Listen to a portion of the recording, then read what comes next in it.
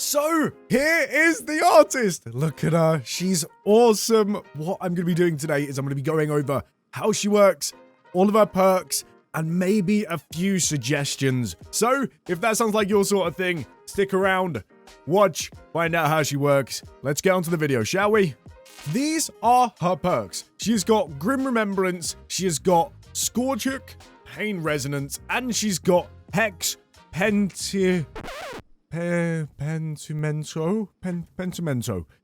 Me English, I can English good.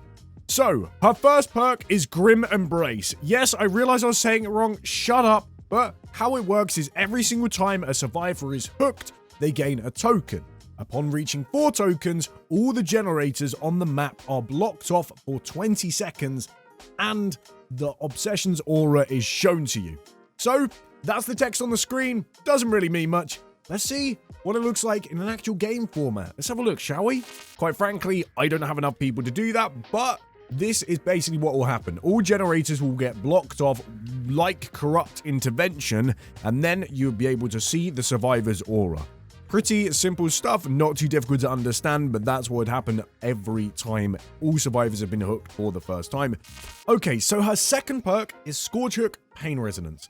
There are 4 Scorchooks that will spawn in a trial, and every single time you hook a survivor on a Scorchook, the generator with the most progress will instantly blow up, and you'll be able to see where those survivors are because they'll scream on the blown up generator if they're repairing it. So this is just words on a page. I want to see how it works in an actual game, so here you go.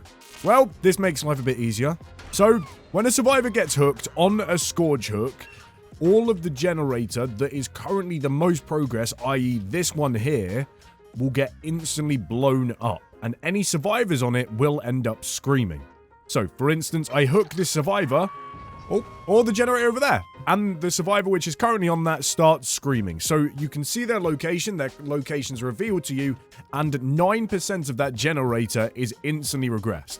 Her third perk is Hex Pentamento, and how it works is you see the aura of destroyed totems. You can perform a ritual on these to turn these into rekindled totems, and per rekindled totems, you get certain debuffs towards survivors.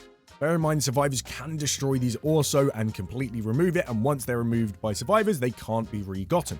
1 rekindled totem, the survivors suffer 20% reduced repair speed. 2 rekindled totems, they suffer 20% reduced healing speed.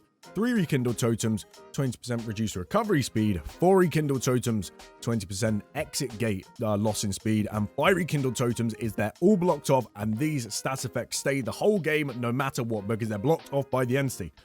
This sounds really awesome. I want to see how it looks in game. I bet it looks epic. Let's go have a look at it, shall we? Okay, so this is her Hex perk. So if a survivor breaks the totem, you'll see what happens in a second. So, this little aura pops up, and if a killer goes near here, then they get the option to make a rekindle totem.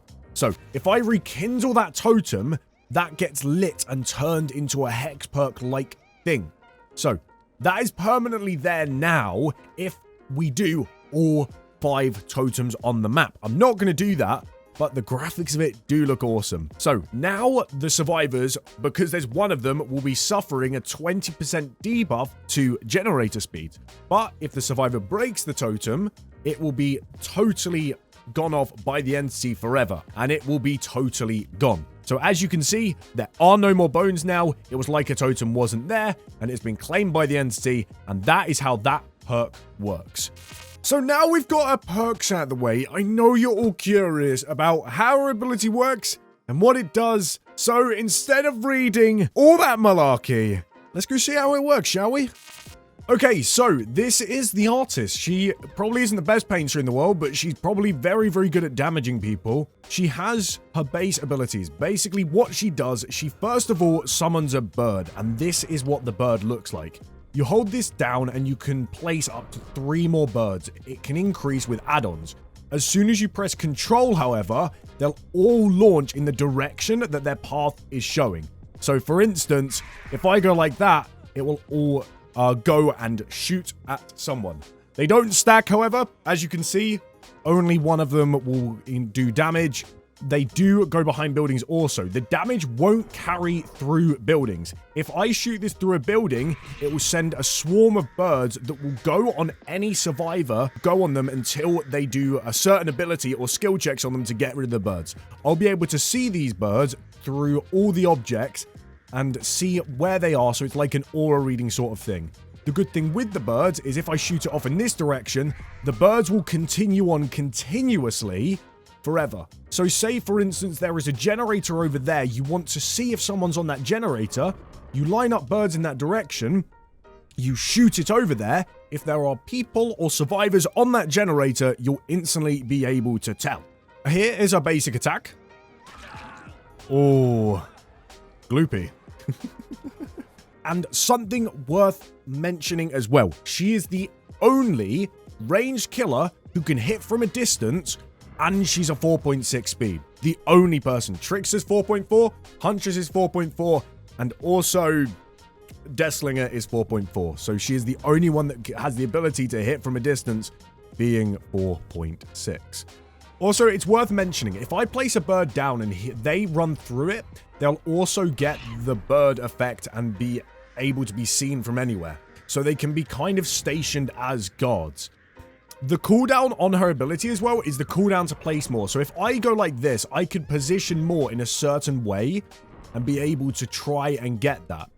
Obviously, both of them don't do damage, and you can also hit.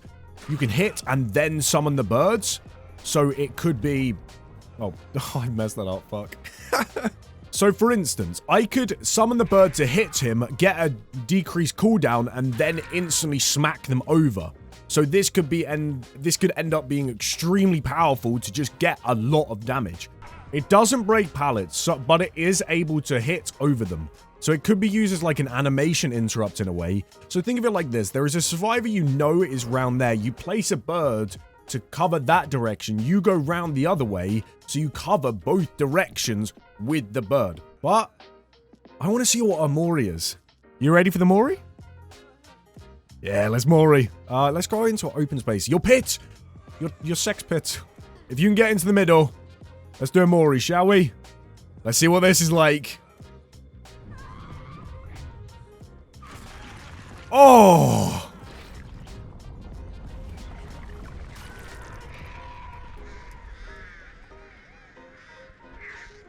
That's awesome!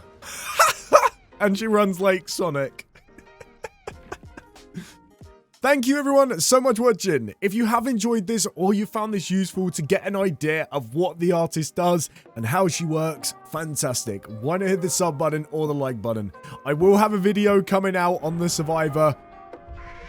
Thank you for the bird. Thank you for interrupting me. I will have a video coming out on the survivor very, very soon. So please look out for that. Thank you so much for being here. Stay safe, stay sexy, and everything else in between, my lovely bunch of twats. And I'll see you very soon. Bye!